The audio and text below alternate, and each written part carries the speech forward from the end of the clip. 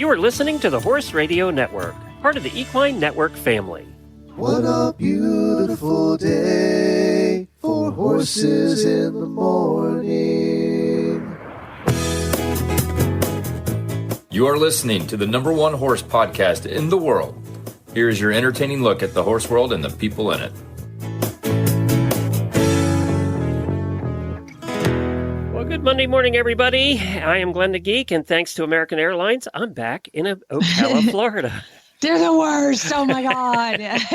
I'm Jamie Jennings in Norman, Oklahoma. You're listening to Horses in the Morning on the Horse Radio Network for Monday, April 15th, episode 3410, brought to you by WERM Flooring. How many of y'all just panicked when you heard April 15th?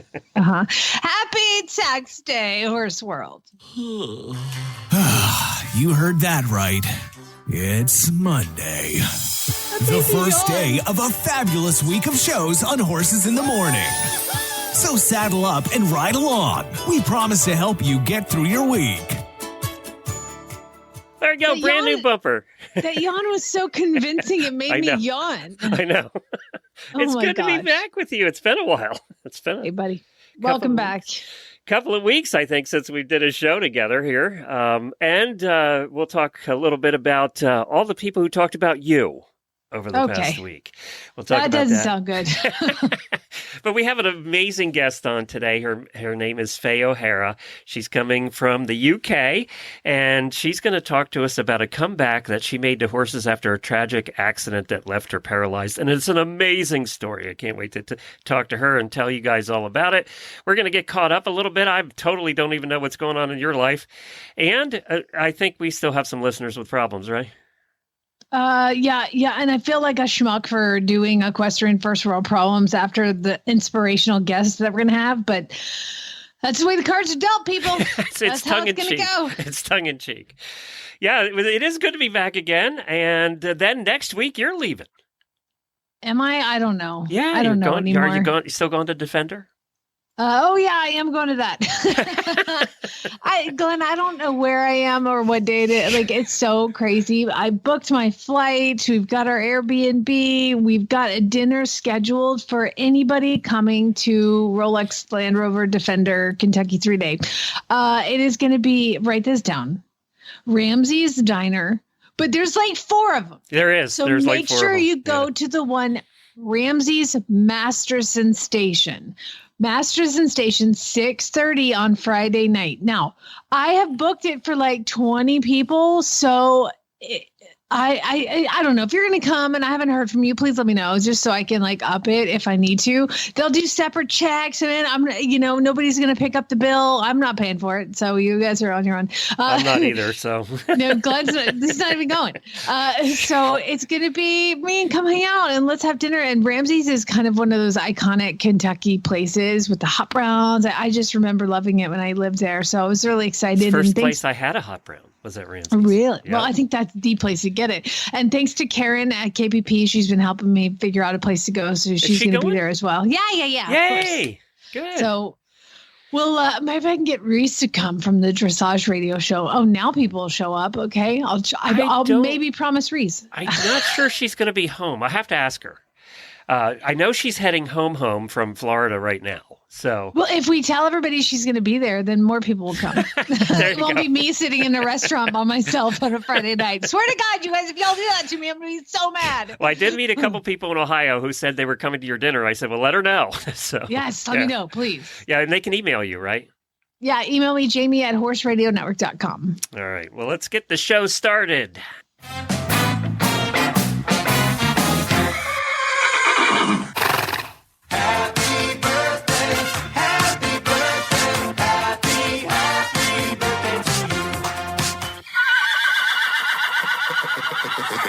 So we have a couple of auditor birthdays, and the first one I actually looked up how to say her name, and I've got the pronunciation, so this is directly from Google. If it's wrong, blame Google.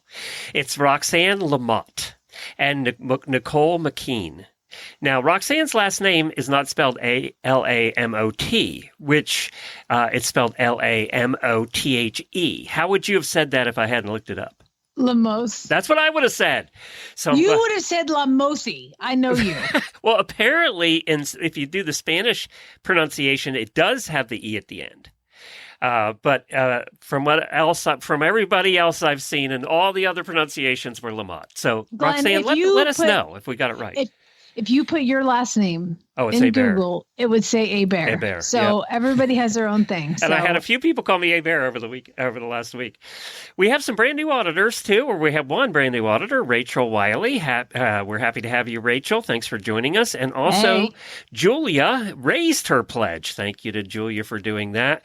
I also wanted to give a daily Whinnie out to all the listeners who stopped by to say hi. I truly had more listeners than I've ever met at any other thing we've ever done. Wow. Ohio, Michigan people, that northwestern Pennsylvania all came out, and it was so good to meet you all.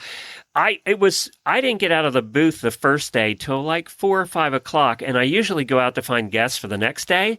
But it was just so busy with listeners. It's so nice. And in the post show, I'll tell you about one of the particular things that happened that was hilarious. You're so popular. Oh my God. It was fun to be there and meet everybody. And I also want to thank Allison from Equine Affair for helping to arrange everything, get the booth all set up, and book all the guests that we did. And if you missed those shows, we have the three past episodes, all Friday, Saturday, and Sunday. You can go back and take a listen to those. We probably interviewed 20 to 25 people total. So you can take a listen to those on the feed.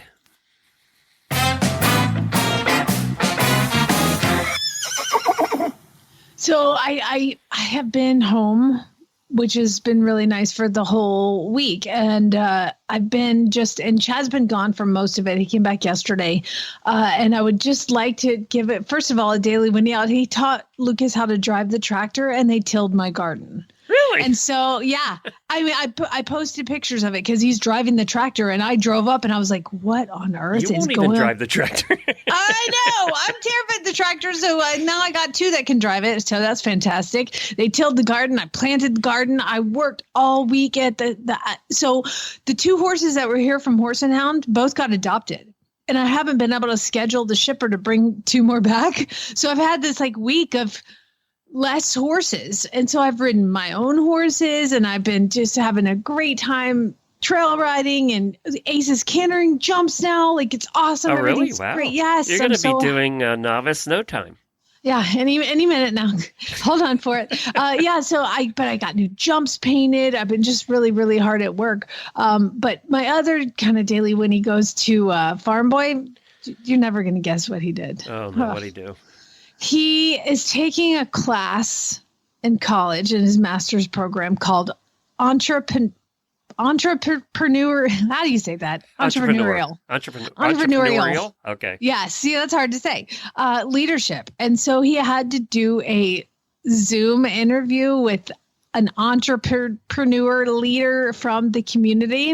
And he picked me. Wait a minute. He picked a woman who can't even say the word? Yeah, he did.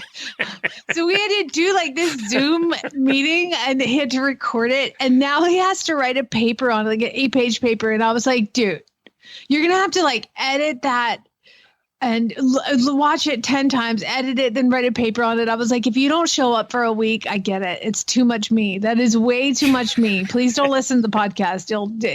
Your head will explode. But it's just interesting. So he sat down and he it was so professional. And the weird thing is we sat down on Zoom and we're face to face on the computer. And both of us were like, I don't think I've ever seen you at this angle before. Were you across from each other on the computer, face to face? Yeah, we're face to face on Zoom, and I only look up, and he only looks down because he's 6'4" and I'm 5'3". We never look, and both of us were like, "This is really weird."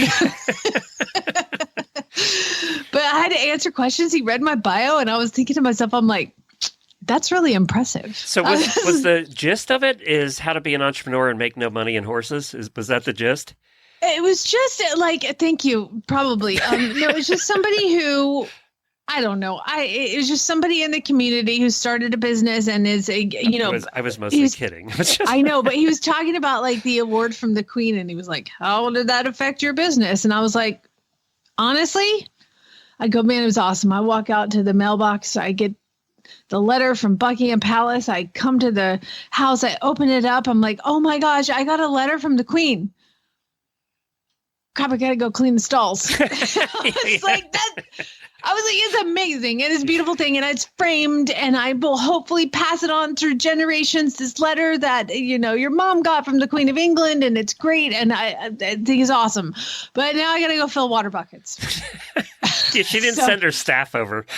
No. So it was kind of like stuff like that about the certification. And I talked a lot about the podcast and how, basically we're pioneers in the podcasting industry with the longest running independent, daily podcast in the world, Glenn. I mean, so that's a big deal. It is kind of a big deal. So the podcasting was part of it, and the horse training and the Monty stuff. So it was cool. It was cool. But it was weird to talk to Barrett about me because he was supposed to pretend. It's weird that Barrett talked at all. But well, he's supposed to pretend he didn't know me. Oh, okay. And I was like, I feel like, okay. He was like, let's just not discuss how we know each other. I'm just going to go past that. I was like, that's fine. Whatever, dude. He took the easy route on that one. I have all these questions. I'm like, this is just so professional. And I was like, listen, in an interview, I interview people all the time, but I don't do interviews very well. I turn into like a complete spaz. So if I'm getting a little too spazzy, just tell me to slow down. Every time I ask Jamie to do an interview for a different podcast, you really don't want to. No, I'm good. It's funny. It's the funniest thing. Is his master's in oil, whatever, geology, oil? I think it's his degree is in petroleum engineering, right. But his master's, I think, is in business. Oh, well, on top of that. That was good. That was a good way to do it. Good for him. Yeah. Is he this year's last year? He'll have it this year?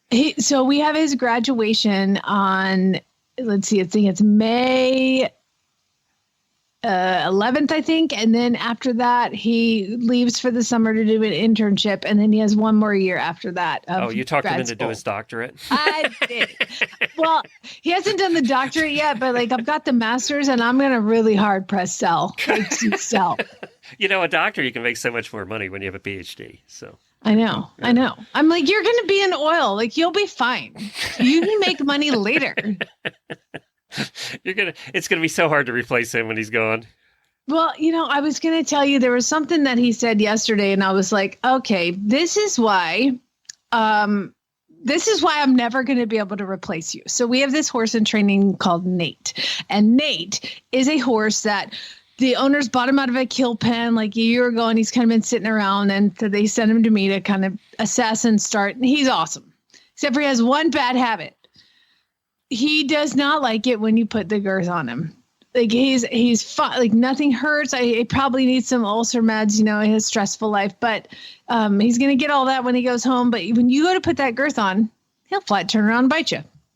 So this is why I love Barrett. I'm never going to be able to replace him because he goes and is tacking him up, and I didn't see it, and I was done. And I was like, hey, how'd he do when you put the saddle on? He goes, okay, yeah, but how did he do? Did he, yeah, whatever. Barrett, the horse literally turns around and tries to bite you when you put the girth on. What happened? He was a little bitey in the ass, but no deal. I'm sorry, the horse tries to turn around and grab you by your butt cheek, and you're like, it's no big deal. Yeah, horses do that all the time. I mean, it's no big deal. He's just scared of it, not nervous about it. No, that just didn't even affect him. Okay, cool. Great. Thank you for that information. But to be so nonchalant about a horse trying to bite you in the butt when you got a little bitey in the ass, it's fine. Well, last week, one of the days, I met a dealer, a horse trailer dealer, and we got talking. Oh, that sounds better than what I thought you were going to say. A horse trailer dealer. I met my dealer, and one of our listeners yesterday, you heard on the show, actually bought a horse trailer there. She traded her old trailer in and drove home with the new one. So nice. Yeah, and that she spent more than any of us did. But this dealer, who was actually out of Ocala, does worm flooring, and I got talking to him about it, and he said we've been doing more worm flooring, so maybe our advertising is working. I mean, how could you not have it? Like, know. you have to have it. I know. And he said the people that get it just love it. He said, we haven't had anybody that hasn't liked it. And he said they're backed up now about a month to do the flooring. Really? That's awesome. Yep. So WERM Flooring also does roofs now. Leaky roofs are a common problem in horse trailers and RV. WERM Flooring's revolutionary silicone-based coating creates a barrier against heat and wet. First, it seals your roof to stop leaks before they start. And second, it reflects nearly 90% of the nasty UV rays, keeping your trailer they even put this on barn roofs or tack rooms and things like that, or your RV, and it keeps it up to 60 degrees cooler on a blistering day. It's supposed to be 90 here today. We could probably use that in the trailer. So if you want to find it, it's called Seal and Chill, and it's about $7.50 a square foot. You can go to wormflooring.com to find a dealer near you. Now, you spoke about the Queen. I have a job opening for you. Okay, I'm in. So do you remember where the Queen passed away and where she liked to spend most of her time? Personal time. Balmoral Castle. Yeah. Balmoral Castle. And for the first time ever, Balmoral Castle's opening up for visitors. So they're staffing the whole place to get ready to open up for visitors. And so they need workers at the estate, including gardening, housekeeping, and looking after the ponies that are there. And that's where some of the fell ponies were. By the way, I got to meet some fell ponies in person at the fair. Do you love them more now? Oh, my God. They're the cutest little things. Feisty, but they're cute. They're looking for a working pony groom. You can work alongside the head stalker. And I'll tell you what that is in a minute because I had no idea. The working pony groom will bring out and manage the working ponies on the estate, as well as getting to work with the horses. It offers an attractive remuneration package and accommodations. You can live at Balmoral Castle. It's a full-time position, and you need to apply by April the 26th. So if you want to apply to work at Balmoral Castle, you can do that. So I looked up what a head stalker was because I had no idea what a head stalker was. And a head stalker leads on all aspects of successful wild deer management. So they manage the deer herd. That's what they do. And they manage the habitat. And apparently to be a head stalker, you have to know a lot about grown plants and all that stuff. So yeah, if you want to be a working pony group at Balmoral Castle, you can I wonder if you get to work with Emma. That was the Queen's... I wonder if Emma's still at... You would think. I don't know. I want to work with Emma. They are cool. Probably of all the horses I met over the last couple of days in Ohio, the fell ponies they were so cute. And then I did post on my personal Facebook page the highlight of Fantasia for me, the show they do in the evening, was they had a 6-in-hand of Percherons, really 18-and-a-half-hand Percherons. They were huge. And then a 6-in-hand of little black minis that were out there together, and it was the cutest thing ever. It was really cute. I absolutely love that. Besides that, what were some of the breeds that you saw that were special? Well, to you? I'll tell you who was there was the Right Horse Initiative, the ASPCA Right Horse Initiative. I'm a little tired. And they had 15, 20 horses there for adoption. And from what I understand, almost all of them got adopted out. Oh, that's awesome. Yeah, they open it up to ask people to bring horses. They provide the stalls and all this. And I talked about it with Horse and Hound, and we're like, that's just too far to drive these guys, for an adoption when we're doing good getting them adopted from here. So good for everybody who got it done. It was great. And some of them look sad. I mean, there were some sad cases in there, but apparently they even found homes. There were gypsies there. There were standardbreds there. There were hackney ponies there. So I got to see some of Scooter's cousins. Now, these hackney ponies actually have action and are a little less lazy. Yeah. So I got to have the Hackney Ponies Society on the show the other day. So that was fun, too. That's cool. Hey, did you see the video I posted of Ace and I playing center field? No. Go look. So I was on a ride with Ace, and I came back, and Chad and Lucas were playing baseball in my arena. And so they're at the corner, and so Ace and I went out and played center field. Now, they're kind of heavy weighted balls, so they don't, when you do hit them, they don't go very far, right? I mean, they're weighted balls, so he would never really get it that far. And then I go and I'm like, I'll play center field. And I start filming. And by God, he hit ball about 6 feet to my right and in the sky. Woo, Who were you on? I was on Ace. Thank God it wasn't Miles. But I was on him, and I'm like, oh God. Ace, thank you for being good. Like, he didn't flinch when the ball landed 6 feet to our right and my dog's sprinting out, but you could see his little ears following every movement. Like, what is happening here? But I did not expect Lucas to hit it that far, that close to us. Like, we'll be fine. We'll be fine. So Lucas is going to be professional someday. You're going to be going to watch him at the stadium. Man, we're full force in Little League right now. Not gonna lie. Here we go again. Yeah, at least it's baseball. I like baseball. Well, and the older they get, the better and less boring the games get. Yeah. Well, theoretically. I don't know. It was really cute for a while, and now we're getting to the age where I just want to punch other parents. Oh. So I have to be careful. Do they let you watch the games? They have let me watch the game so far. I may have to walk around a little bit. Like, sometimes I have to take a break. I need to walk around for a minute, just give myself a little space. Maybe bring yourself a lawn chair and sit away from the stands. It's probably a good idea. Because it's not the kids. I love the kids. But when parents are yelling at either my job, like, I almost had it out with the coach. So we're fine. But we're fine now. We're fine. It's fine. Hey, I got a story here, and this involves horses in a very roundabout way, but I thought it was a cool story. The Ford Mustang is celebrating its 60th year this year. It was, oh, good Lord. Yeah, the Ford Mustang came out at the 1964 New York International Auto Show. And the cool part of this story was that in 1964, the first actual one was a prototype, and that one was sold as a prototype. But the first actual off the line Mustang that was sold was a buyer by the name of Gail Weiss, and she still owns it today. Oh, man. All these years later, she purchased her Ford Mustang back in the spring of 1964. She was working as a third-grade teacher at Sunnyside Elementary School in Berkeley, Illinois, and she still lived with her parents and needed a car to get back and forth to work. And in those days, the Mustangs weren't super expensive cars. And she went to the Ford dealer, and she wanted a convertible. Well, they didn't have any convertibles in the showroom. The Mustangs had just come out. And the dealer said, well, I have one in the back, but I can't sell it to you for another 2 days until they announce it.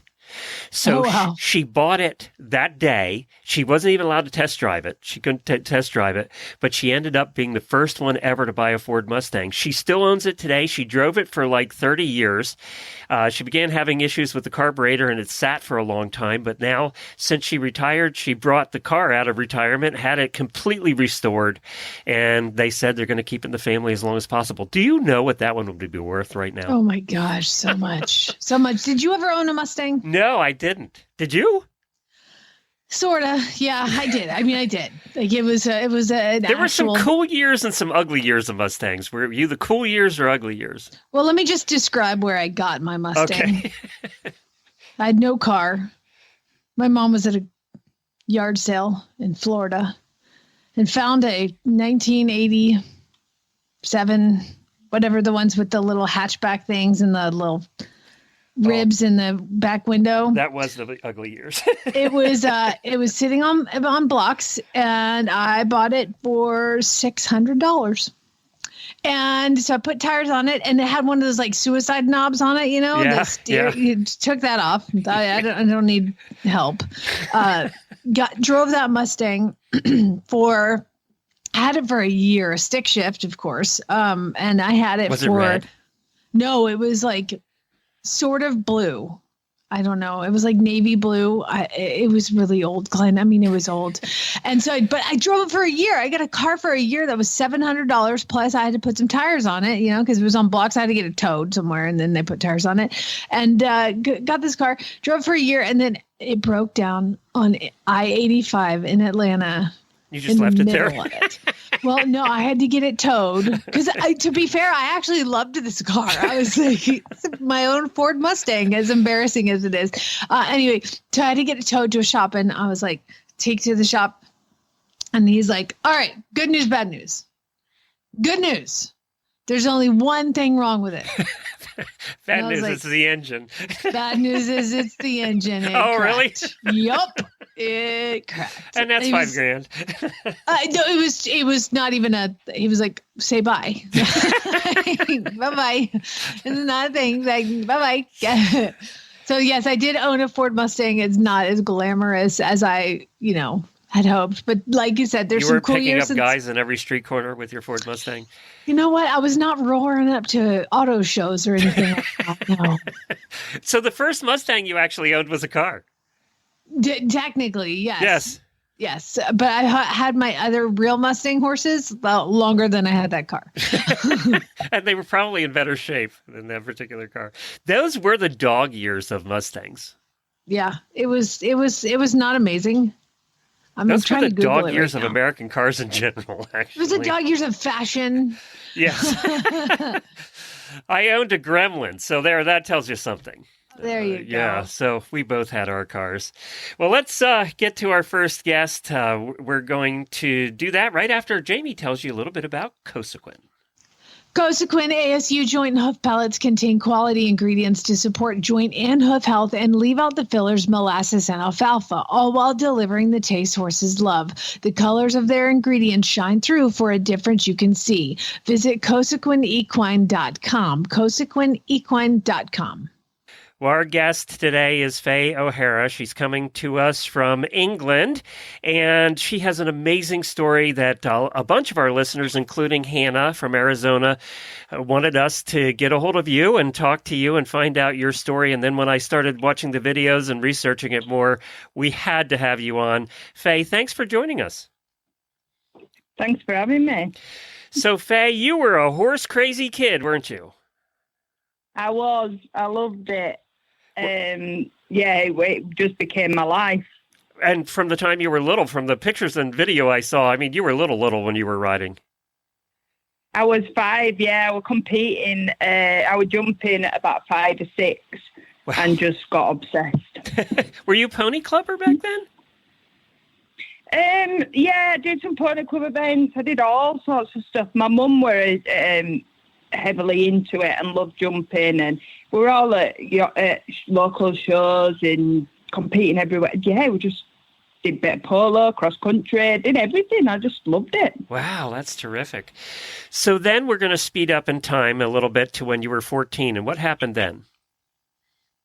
So when I was, I was 15. When I was 14, I started going a bit off the rails and getting friends and started, venturing off away from. I still did my horses, but I started getting in a bit of a bad crowd. And when I was 15, I ended up in a car accident, breaking my spinal cord, all the nerves in my arm, severed the main artery, my arm hanging off at the elbow, broke all my ribs, my pelvis, my leg, all sorts. Ugh. It'd be easy to tell you what I didn't break. Oh man. So, and then from the video I saw after the accident, obviously you're paralyzed. Do you have use of the one side arm at all, or no use of the one arm either? So my left arm's perfectly fine.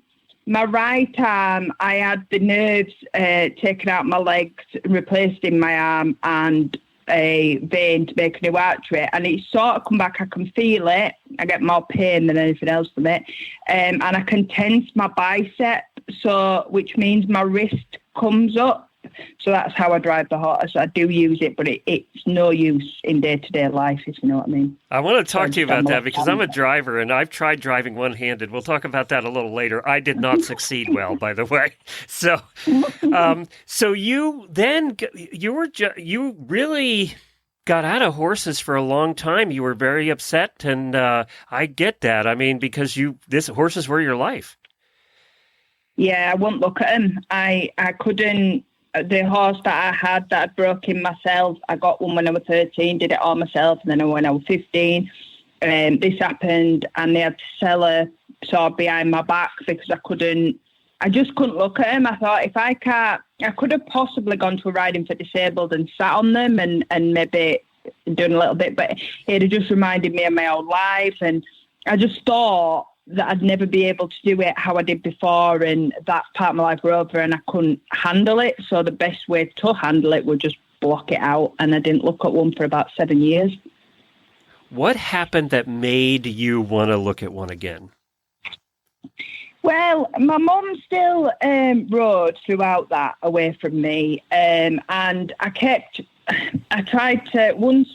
went off the rails when I first had my accident, didn't deal with it very well at all, but once I sort of got my life back on track, it were always there. It was something that I used to go to sleep thinking about. I'd try to block it, but I just wanted horses back somehow because it were all I knew. It were all I was good at as well. I'm not very academic. I didn't know what else I was, if you know what I mean. And I did about carriage driving a few times throughout the years. And I don't know, something just were like, right, I feel ready to try.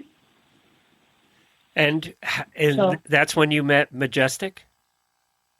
No, I started off with a few ponies. I went to, I asked the yard owner where I was if she knew, 'cause she'd done a bit of carriage driving, not competitively, but she had weddings and funerals. They'd done all sorts of carriage, different stuff. I asked her to find me a pony and someone that had adapted me a wheelchair carriage.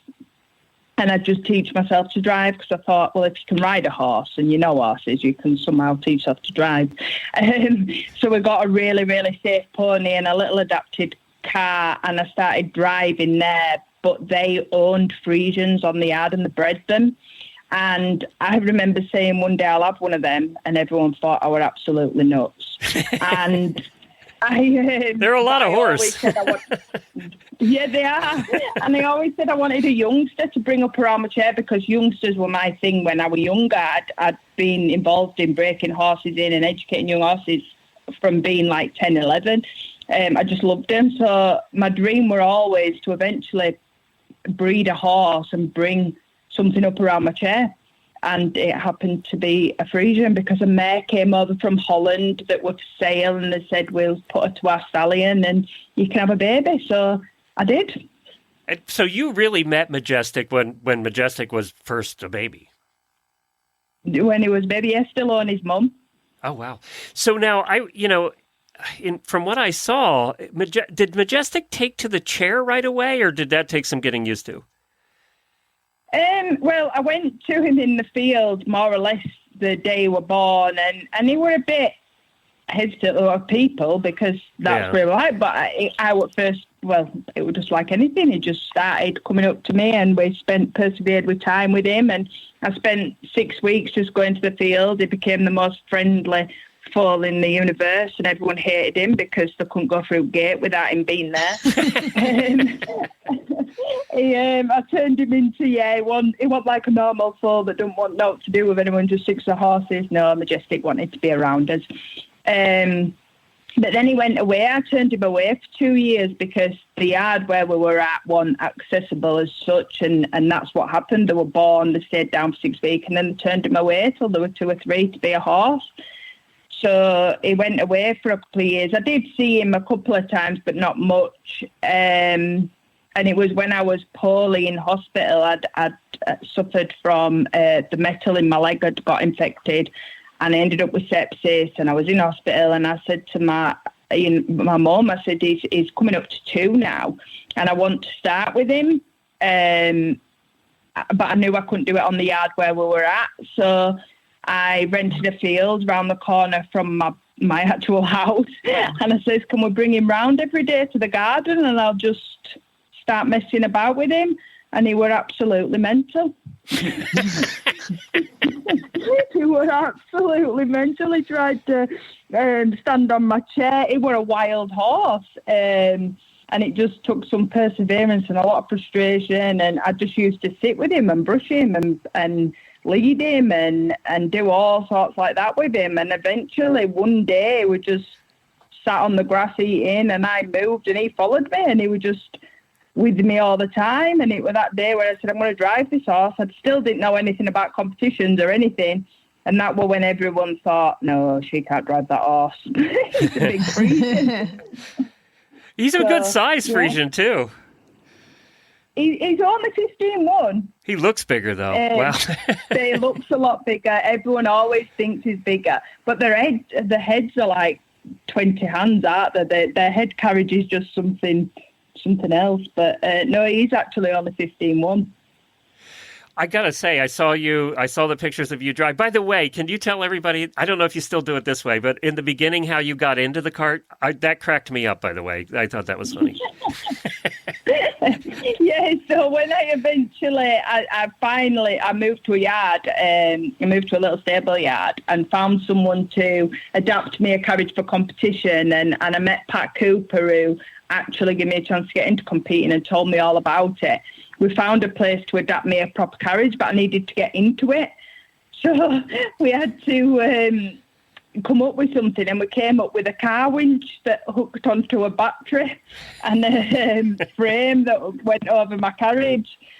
So, yeah, that's how I got on for the first couple of years. So they picked you up and dropped you in, basically. Yeah. And the first time, the bloody thing fell on my head. So oh, really? So did you, please tell me you had a little help getting him to learn to drive, or right. Did you? Yeah. So what happened was, once I spent loads of time on the ground with him, loads of desensitizing, loads of stuff like that. My mum helped me long rein him. And I had a girl, I get a lot of people helping me on the yard and stuff. And we long reined him, did all that. And then trying to find someone to actually put him to carriage was very difficult. No one wanted to do it for me because I thought I were absolutely nuts, like I said, wanting to drive this big young Frisian with one arm. But I eventually found someone, and he went away. I think he was away for 8 weeks to be put to carriage. And when he came back, they said, don't you drive him yet, let other people drive him. My mum and auntie drove him twice, and I got on him. You can't tell a horse girl not to do something, then they're just going to do it. Yes. Exactly. I said, no, this is my horse, and no one's taking. I had, and when I first took him to competition, they said, let someone else take him first. And I was like, no, this has got to be me. And I did. So he wore a young horse and everything, but we've worked together. I assume you're doing CDEs? What kind of competition? I'm doing what, sorry? Are you doing combined driving events? Yeah, I'm doing the trials, yeah. Yeah, well, that's cool. So you have to do the dressage, you have to do the whole thing. What's the hardest part for you?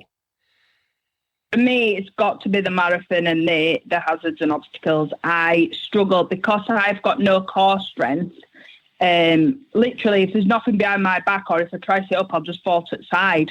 I've got literally no core strength. So getting round obstacles, and then I've only got quarter use in my right arm, and that's got to be the hardest. But then, to be fair, all of it's pretty hard, and I'm still at the bottom of the pecking order, but I'm getting different. Well, I've just had a seat adapted for me, and by a really, really clever guy who does a lot of driving. And it's just, I've been doing it now 4 years competitively, and I'm still nowhere near where I want to be because there's lots of adaptations and lots of different things. But I have to say, probably, yeah, the third stage is the hardest for me. So do you have an adaptation, something on the reins, or are you just using the reins straight up? No, there's an adaptation on the rein. So my left hand's normal, and then on the right rein we have knots, and then a bungee cord is on each knot, and it's got a loop, and it goes around my wrist, so it can come out because I have actually had a fall and it came out. So it does come out, but it makes my wrist my hand basically. Right. Okay. So that makes sense. I can pull back and let go. Yeah, because I tell you what, the professional drivers can drive with one hand. They even drive pairs, with one hand. I could never get the hang of it. Oh, I find, because they drive coachmen, don't they? And I used to drive one-handed, and sometimes I take over and I can get more out of the one-handed driving when you need to do your half halts and your tweaks and stuff. I do find it sometimes easier with one hand. But it takes a long time to adapt it. Good Lord, you are a superhero, woman. Oh, my God. And now Majestic has become, Frisians tend to be a little bit one person anyway, but now you're Majestic. He's like a puppy dog. He is. He's like a Labrador. He follows me. I can put his head collar on. I mean, don't get me wrong, my chair does higher. And then he'll put his head through. I get him out. He's not, I wouldn't say we're bomb-proof. He's not like a robot whatsoever, and he has done some stuff. But I can read him and he reads me. And if you watch my videos, when I move, he'll always stop on my left-hand side because I trained him to lead from my left because that's the only arm I used. And he gave me a sense of purpose back, and I just love him. I mean, I've got 6 now, but he will always be my number one. All my pages are named as Majestic Equine, One Life Dream Big and stuff, because he is everything. And I think, like you say, Friesians are a different breed. They are a one person, and they're loyal and they're trusting. If you can gain that horse's trust, you've got it then. But yeah, he's everything to me, and a lot of it is easier to drive the ponies. The ponies are so much easier, but I can't give up on him. I just can't. I won't. What kind of ponies do you drive? So I've got at the minute I've got 2 cobs. I've got one's I think's got a bit of Welsh in him though. The one that I'm going to championships in a couple of days. I've actually qualified for British Indoor Championships. I don't think I'll be winning, but it's an amazing achievement just to get there. Well, congratulations, girl. That's terrific. Yay! Thank you. Yeah, because we compete able-bodied as well, so it's like I'm going to be below, but I'm climbing the ladder slowly, and the thing is driving him is helping me then to get better on Majestic, because it's gaining my strength. So everything I do, I've got strategy behind it, and like I say, I drive the other ponies, and I have actually just got a Welsh baby to start with, so I can do another one. But it gives me a sense of achievement, and I think that's what gets me through. I don't just feel an existence anymore. I'm doing something. I'm achieving, and I'm getting better. So that's amazing. It sounds like too you've got an amazing support staff around you, family, and everything like that. Oh yeah, definitely. My team. I've got a team of friends that are with me all the time, and they come and help me out. I have someone at yard every day with me that have to help me hoist on and harness and get on, and that was the hardest part. I think that's why I blocked horses for a long time, because I didn't want the help, but I think once I accepted it gave me a lot more freedom. Yeah. So there's a lot I can do myself, and I do myself, and I'll challenge myself. I'll still try and do waters and still try and muck out. I mean, it'll take me, I'll be still signing one stable while they've done 10, but I like to have a go. But it's just, I have got amazing friends, amazing team that are supportive, and they see the passion. And now, like my farrier, he sponsors me, and because money's hard, and it's really difficult, especially, horses are an expensive hobby, and being disabled is just expensive, full stop. So the two together, but because people are seeing my passion and seeing how much I work and how hard it is, people are starting to help me, which is great. Well, you can hear the passion in your voice, Faye. You really can. And, we always say on this show, we've been saying it for 14 years, that horses show up when you need them the most, and the right horse shows up when you need them the most. And Majestic was the right horse. Oh, definitely. He is. Oh, if anything, honestly, I'm pathetic with him as well. Like, if he's in the wagon or anything, I am absolutely. They all go, Faye, is all right. And I'm like, I'm not even like that. I'm not even like that as a person, but him is like everything to me. He's just an amazing horse. Whether he'll be fantastic and get me, to a world championships, I don't know, but it doesn't matter. He'll always be my number one, even if I have to, move on to a different horse or whatever. Majestic will be, I do demonstrations with him. It's the story behind him. He's just an amazing horse. Well, Majestic saved you, so that's enough. If he doesn't become a world champion, that's enough. It is. I think I'll do well on him, though. I don't think he will. Even if he didn't, he'd always be. Yeah, he saved me. Well, Faye, you were absolutely. We so enjoyed having you on. Good luck. When's the championship coming up? So we compete on the 19th and 20th of this month. So next week. I'm just on with. This week, a couple of days we set off down there. So it's amazing. So I'm just getting the pony and the carriage and the harness and the wagon and everything sorted out. But yeah. Well, good luck. It'll be an amazing experience. We'll be rooting for you. Thank you. All of America's rooting for you. Okay, Faye? Absolutely. Thank you. Thanks, Faye. All right. Thanks, Faye. Take care. Well, if that is not a way to start a Monday. Oh, my God. I love her.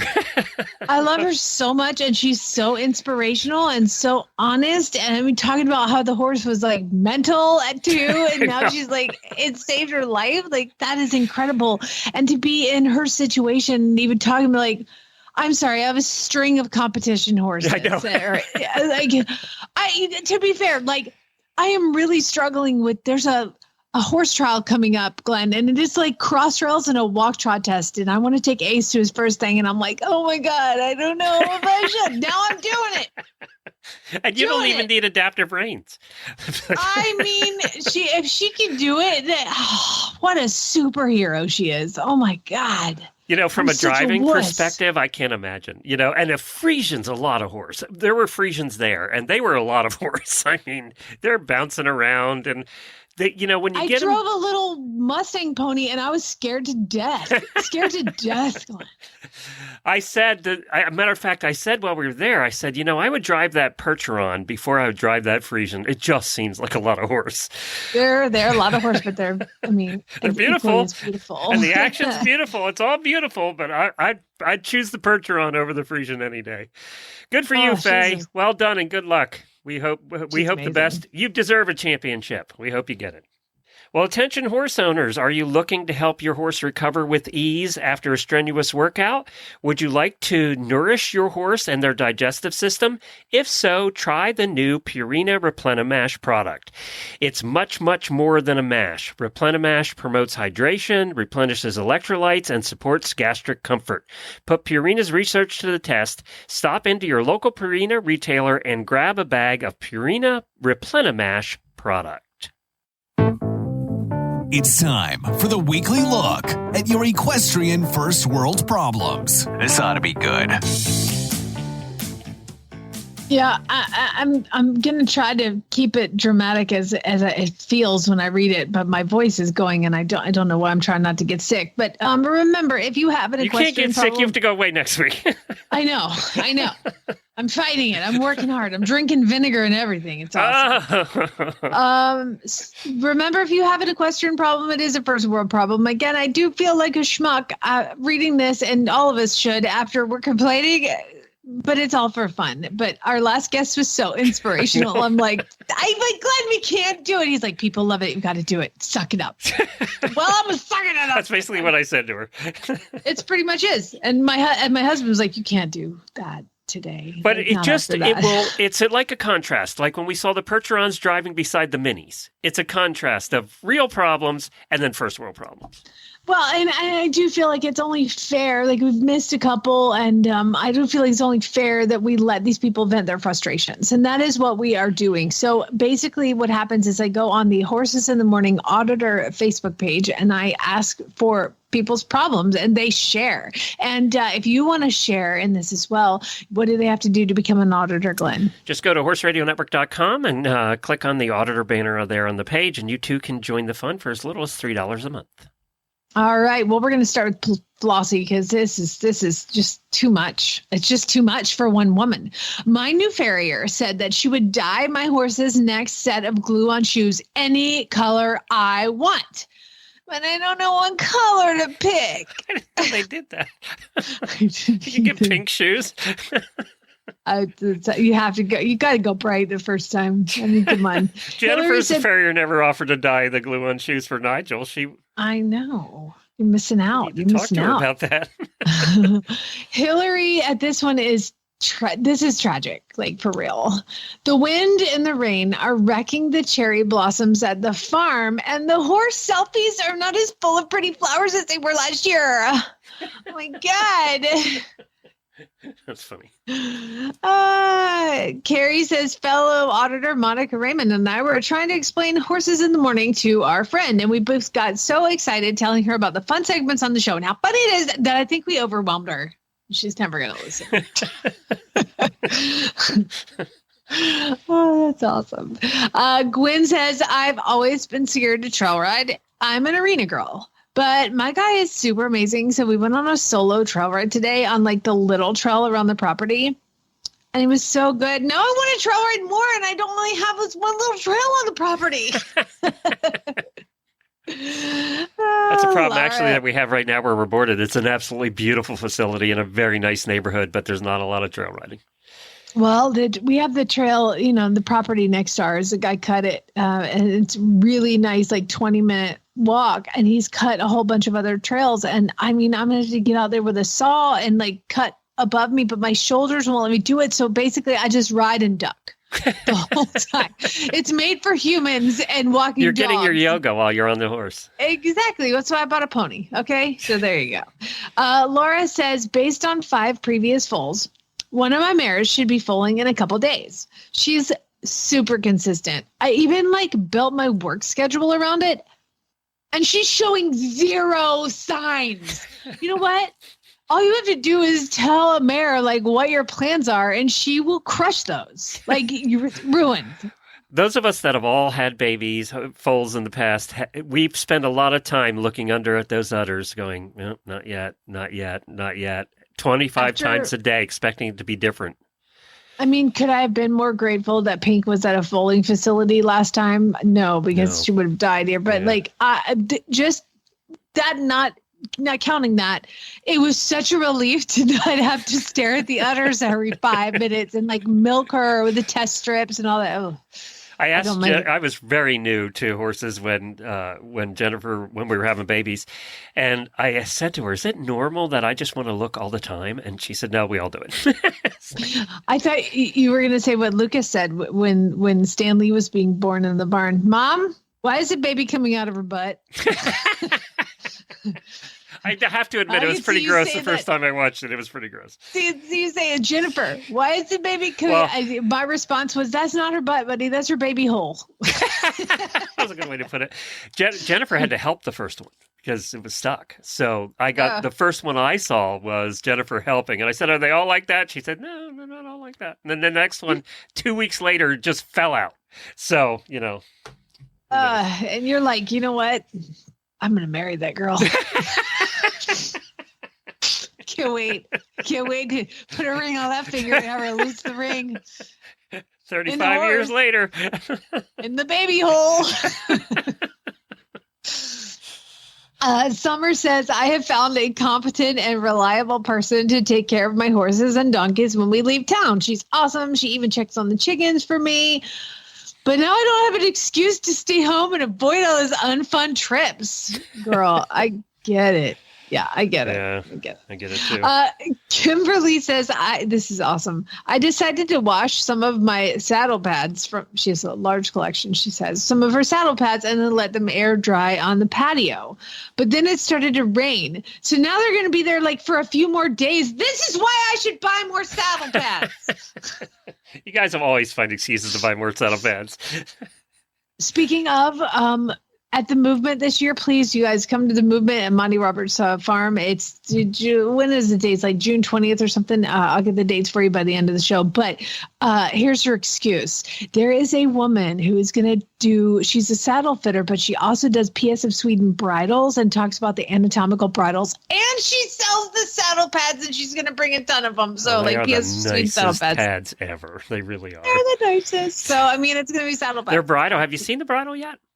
I own 2 different ones. Yeah. Oh yeah. It was the only thing that would work for Ace and Miles, and now Ace has really one cool. too. Do they work well? And then I had to get a black one and a brown one because I have 2 of those saddles for both. God, it never stops, Glenn. Do you know how extreme my shopping list for Kentucky is? I mean, it's insane, and most of it is crap for this dang little pony. Are you bringing home Are you bringing an extra empty bag with you? Oh yeah, so I had to book tickets through Delta. I used my dad's miles. You're never too old to use your parents' miles, right? And so you get your first bag That free. and their timeshares. You're never too old to use their timeshares. That's true too. That's Chad's dad. So what I do is I have this really big suitcase, and I'm going to pack my clothes like in my normal like roller bag suitcase, and put that inside the big suitcase. So when I get there, I'm in a full empty suitcase, and then I'll just roller bag the other one home. Boom. And we'll see if it comes under the 50-pound allowance. Well, if it's a few extra dollars, I'll have a backpack for just that reason. It's too heavy. Put it in the back. Okay. Ursina, sorry. Down on tangent. Ursina said, my young horse Rocket is doing super well under saddle, and the trainer is like super impressed. However, I went to fit him to a better saddle because obviously you have a starter saddle. You don't put one of your nice ones on there. And she said that none of her 11 saddles work, and now she has to go shopping for number 12. 11 saddles? Get a total saddle, comfort saddle. That has to be a record right there. 11 saddles for our listeners that we've heard about. If anybody has more than 11, let us know. Glenn. Who was that again?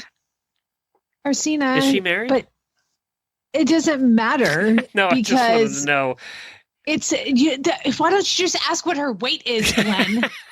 Well, hey, after about 7 saddles, I wanted to know if he bailed out after 7 saddles or 8 saddles. Well, let us know, Ursina.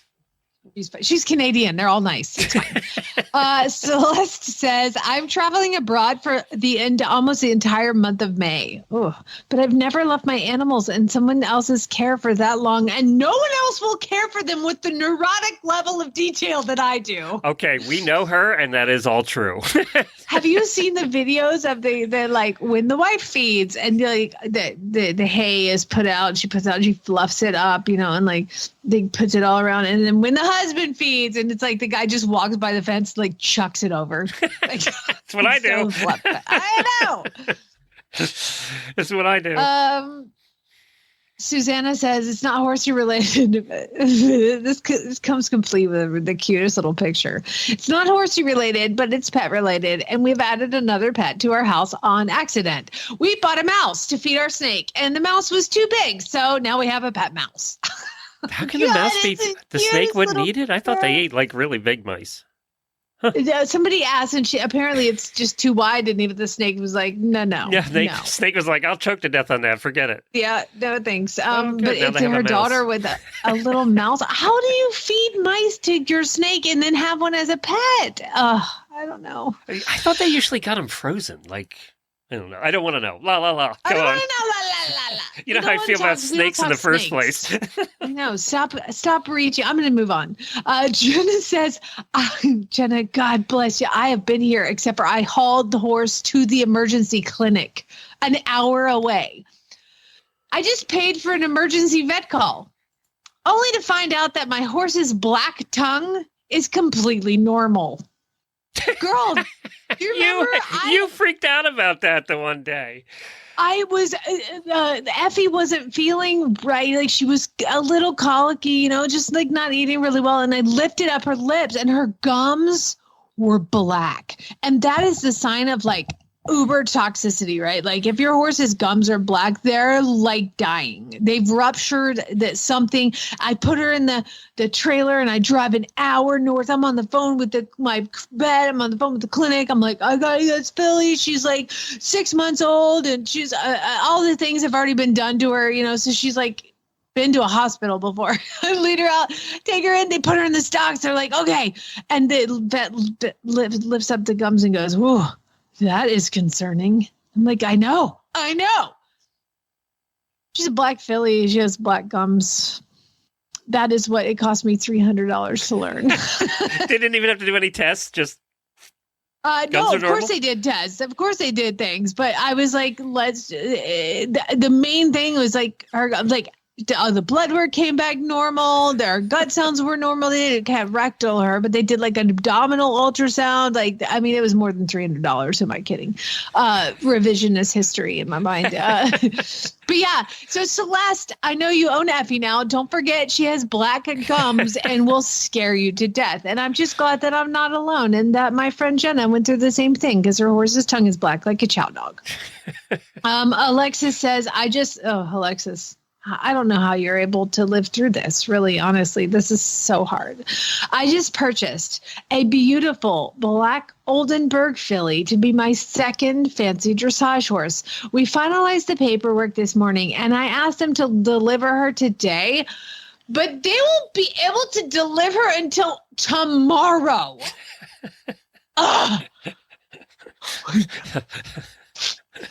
Well, you can't say that. All right, one more. Let's see. Well, there's so many good ones. Okay, I'll do this one because you'll understand this one. My best friend, who owns a barn at Bordat, her birthday's coming up, and I helped her non-horsey boyfriend find her and buy a horse vacuum on Marketplace. And I offered to hide it at my house until her birthday. And then my husband discovered it in our shed and doesn't believe it's not mine. I wonder why he doesn't believe that. Could be a history there why he doesn't believe that. Because we've all heard it before. Listen, I mean, I'll still never forget, like Larissa and I went on a trip, and when she came back, there was like a sick pit bull on her front steps, and they're a pit bull family, and her husband would and still does not believe I didn't have something to do with that dog. And I put it there. Like, obviously we did this together. She was like, literally was sitting in the front of our front door. Like, we help pit bulls here, and she helped it and found it. And the husband just Kyle will not believe that I didn't do that. So I get it. You're never going to let it down, okay? It just happens, Shelly. Get over it. I got to tell you, I saw a lot of glassy-eyed horse husbands. You could pick them out, and you could tell they've been shopping for a long time, and they were just done. They were done. God bless them. Those are good There men. were a lot of them. And then, you get the kids who don't want to be there and to get drug around by mom. But then the horse husbands, you could just picture them. They're just following along, about two steps behind. Leave the dang kids home with the husband and go. That's what I would do. All right, auditors, hang on. We'll chat for a little bit after the show. Thank you so much for joining us today. Tomorrow, we have the new Quarter Horse episode that Ashley and Kat do, and I think this is their second one, so look forward to that. We will not have Equine Affair episode later in the week on Thursday. We'll be dark that day because, we just did 3. So we'll have a month off. And You're then, all caught up. And we're together, though, Wednesday and Friday. I think we're here all week. So get your weird news into Jamie at horseradionetwork.com and get your bad ads into Jennifer at horseradionetwork.com. And don't send me anything because I'm taking tomorrow off. I'm going to text you every hour. It's going to be awesome. All right, Spay Neuter Gelb.